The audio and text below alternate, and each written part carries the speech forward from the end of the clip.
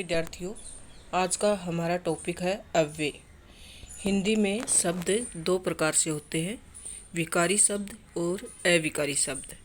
विकारी शब्द वे होते हैं जो लिंग वचन कारक के कारण परिवर्तित होते हैं, जबकि अविकारी शब्द वो होते हैं जो जिन पर लिंग वचन कारक का कोई प्रभाव नहीं पड़ता। मतलब चाहे स्त्रीलिंग में हो या पुल्लिंग में, एकवचन में हो या बहुवचन में, या प्रथम पुरुष हो, अन्य पुरुष हो, उत्तम पुरुष हो, उन पर कोई भी फर्क नहीं पड़ता। ऐसे शब्द जिन पर लिंग वचन पुरुष कारक और काल के अनुसार कोई परिवर्तन नहीं होता, वे शब्द अविकारी शब्द कहलाते हैं। आज हम इन्हीं अविकारी शब्दों के बारे में विस्तार रूप से चर्चा करेंगे, तो ध्यान पूर्वक वीडियो को देखना है, सुनना है। अगर किसी भी प्रकार का डाउट हो तो कमेंट में ज़रूर लिखना है। अव्यय की अगर परिभाषा देनी पड़े तो आप कैसे लिखेंगे? अव्यय वे शब्द होते हैं जिनके रूप में लिंग, वचन, पुरुष, कारक तथा काल के अनुसार कोई परिवर्तन नहीं होता। उन्हें अव्यय शब्द कहते हैं या फिर अविकारी शब्द कहते हैं। या तो अविकारी शब्द बोलो या फिर अव्यय बोलो, एक ही बात है।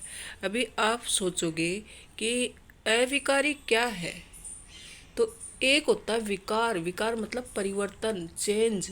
अगर कोई शब्द किसी वाक्य में लिंग के अनुसार चेंज हो जाए या फिर वचन के अनुसार चेंज हो जाए तो उसमें विकार पैदा हो जाता है, तो वो विकारी कहलाते हैं। लेकिन अगर लिंग वचन के कारण उस शब्द में कोई फर्क ही नहीं पड़े, कुछ परिवर्तन ही नहीं आए, तो वे शब्द अविकारी होते हैं। कहने का मतलब है कि जैसे हमने बोला कि मैंने 10 रुपये खर्च किए, तो इसको हिंदी भाषा में बोलूं तो 10 रुपये वे हो गए। वे हो गए मतलब खर्च हो गए। और 10 रुपये अव्यय रहे मतलब खर्च नहीं हुए। तो अव्यय यहाँ पर मतलब हुआ कि वो शब्द किसी भी रूप में खर्च नहीं हुआ, ज्यों का त्यों बना रहा। चाहे उसमें उस वाक्य में स्त्रीलिंग वाक्य बनाया गया हो या पुल्लिंग वाक्य बनाया गया हो या एकवचन का वाक्य हो या बहुवचन का वाक्य हो, उसमें उस शब्द में किसी भी प्रकार का खर्च नहीं हुआ। वो शब्द ज्यों का त्यों बना रहा, इसके लिए वह अव्यय शब्द कहलाया। तो ये अव्यय और अविकारी शब्द कौन कौन से हैं, आज हम इनको पढ़ेंगे। हमने अव्यय की परिभाषा देख ली, एक बार फिर से सुन लो कि अव्यय वे शब्द होते हैं जिनके रूप में लिंग, वचन, पुरुष, कारक और काल के अनुसार कोई परिवर्तन नहीं होता। दूसरे शब्दों में जो शब्द हमेशा एक ही रूप में रहते तथा जिनका रूप कभी नहीं बदलता, उन्हें अव्यय कहते हैं। वो कौन से शब्द हैं? जैसे आज। अच्छा, आज मैं आऊँगा, ये क्या है? पुल्लिंग है। आज मैं आऊँगी, ये क्या है? स्त्रीलिंग है। लेकिन आज शब्द में कुछ परिवर्तन हुआ क्या? नहीं हुआ। आज वैसा का वैसा बना रहा। तो ऐसे वाले शब्द जो लिंग, वचन, कारक, काल, पुरुष के अनुसार चेंज नहीं होते, वे अव्यय शब्द कहलाते हैं। और ऐसे बहुत सारे शब्द हैं, आपको एग्जाम में पूछा जा सकता है कि अव्यय शब्द पहचान कर लिखिए या फिर अव्यय शब्द पहचान कर उनका वाक्य में प्रयोग कीजिए। अव्यय शब्द कितने प्रकार के होते हैं? कौन सा अव्यय शब्द का कौन सा प्रकार है? इस तरह से प्रश्न एग्जाम में पूछे जाते हैं। तो देखिए, आज, कल, यहाँ, वहाँ, अभी, इसीलिए, इसलिए, तथा, लेकिन, और, क्योंकि, अतः, ये शब्द कभी भी लिंग, वचन, पुरुष, काल, कारक के कारण परिवर्तित नहीं होते। इन सभी शब्दों का रूप कभी नहीं बदलता। अव्यय की विशेषताएं क्या है? इनका रूप स्थिर रहता है, मतलब ये शब्द ऐसे के ऐसे रहेंगे, चाहे आप कैसा भी वाक्य बना लो। इनमें लिंग वचन का कोई प्रभाव नहीं पड़ता। ये वाक्य को स्पष्ट और प्रभावशाली बनाते हैं। ये शब्दों या वाक्यों के बीच संबंध स्थापित करते हैं, वाक्य का अर्थ स्पष्ट करने में सहायता करते हैं। तो संबंध स्थापित कैसे करते हैं? जैसे तथा, और, क्योंकि, इसलिए, लेकिन ये दो वाक्य या दो शब्दों के बीच में आते हैं, तो इसलिए संबंध स्थापित करते हैं। अव्यय के मुख्य भेद कौन कौन से होते हैं?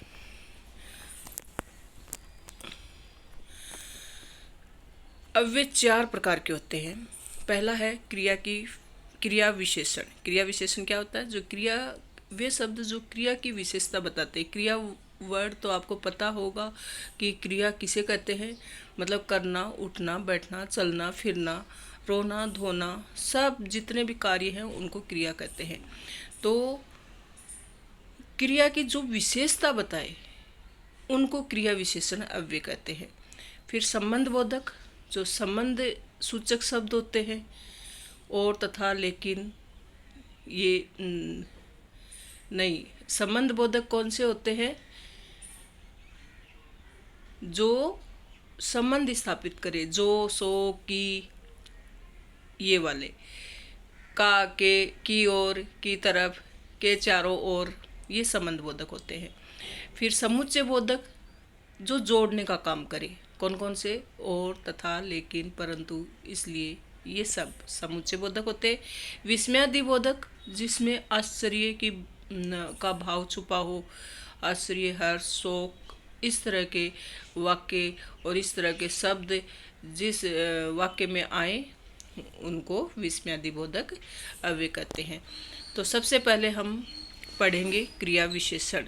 जो शब्द क्रिया की विशेषता बताते हैं उन्हें क्रिया विशेषण अव्यय कहते हैं।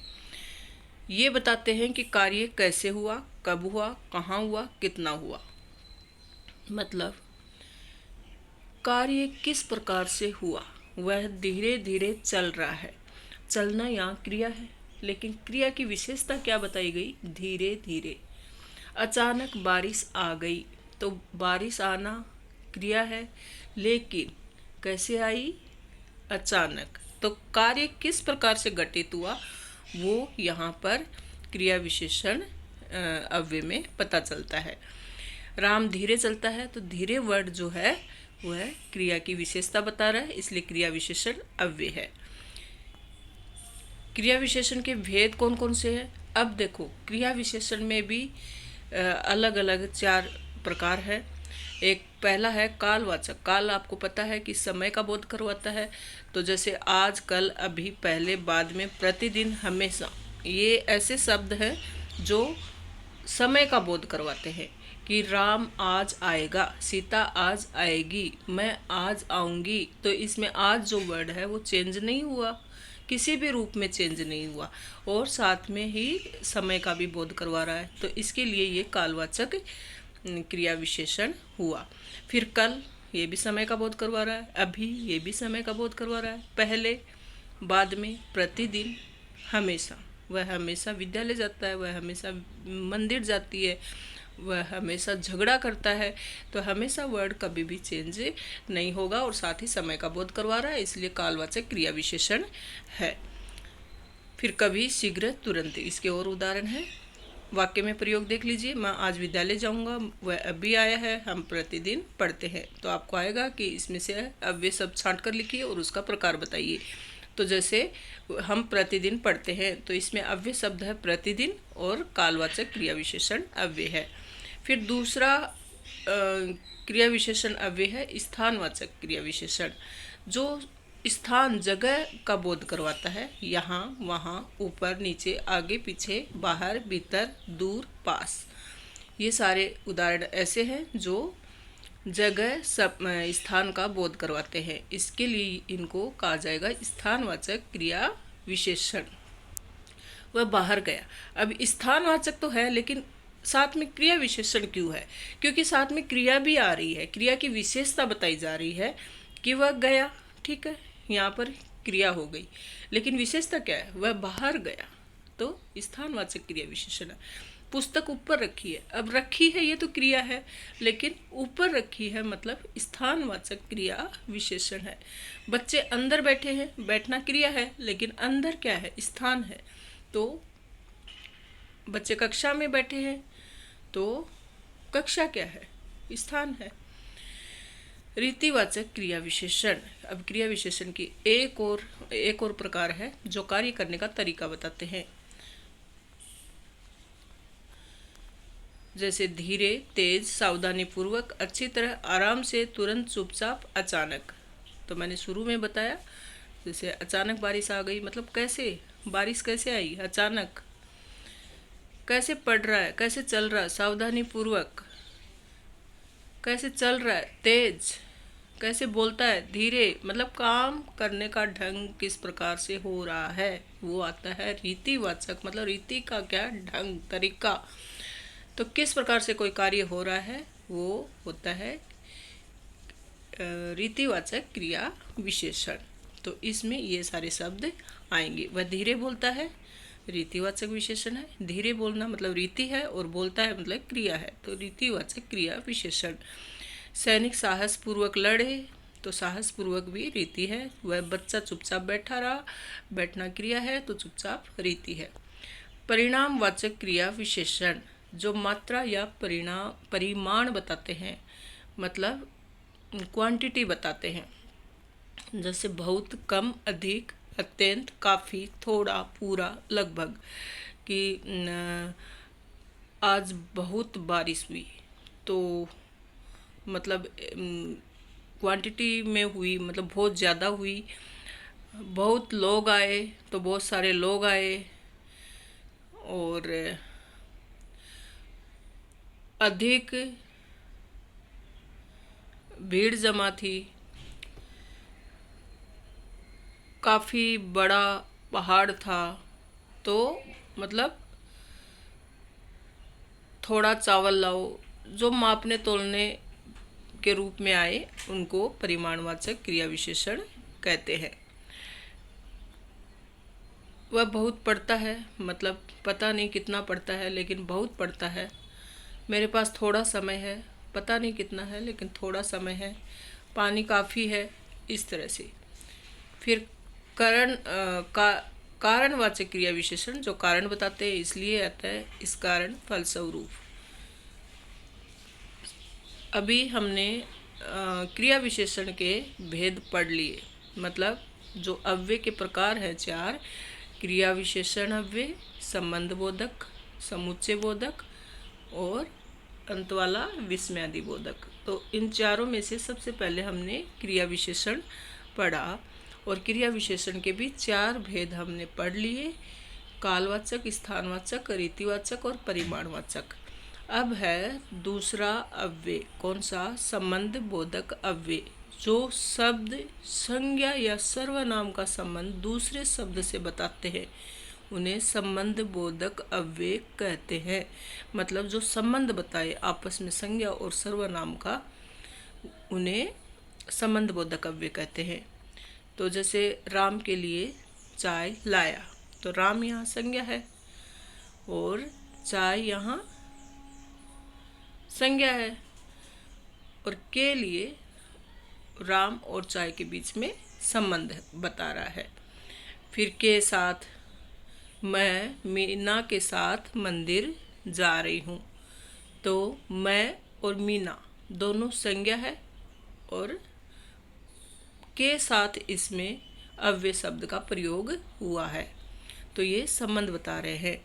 तो संज्ञा या सर्वनाम का संबंध दूसरे शब्द से जो बताते हैं उनको ही हम संबंध बोधक अव्यय कहते हैं। तो इसके कुछ उदाहरण हैं, के पास, के ऊपर, के नीचे, के सामने, के पीछे, के कारण, के अनुसार। जैसे वह हमेशा दूसरों के अनुसार चलता है, और मैं उसके बिना नहीं रह सकती। पेड़ के नीचे पक्षी घूम रहे हैं, ठीक है। पेड़ के ऊपर बंदर बैठा है, और नदी के पास घर है।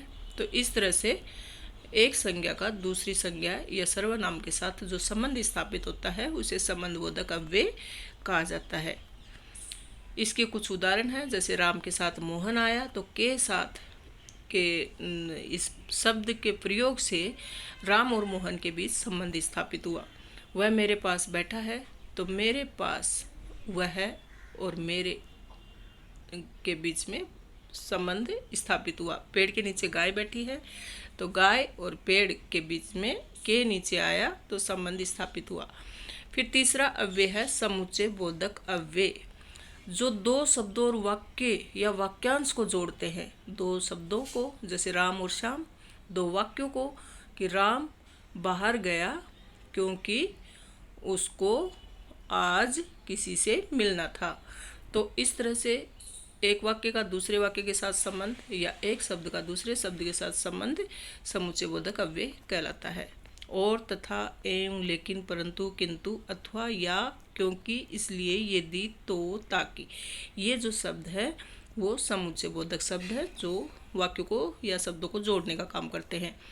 फिर इसके भी दो भेद है। समानाधिकरण समुच्चय बोधक, जो दो समान पदों या वाक्यों को जोड़ते हैं, जैसे और, जैसे राम और श्याम दोनों समान पद है, तो और, तथा, एवं, अथवा, या, लेकिन, किंतु, परंतु।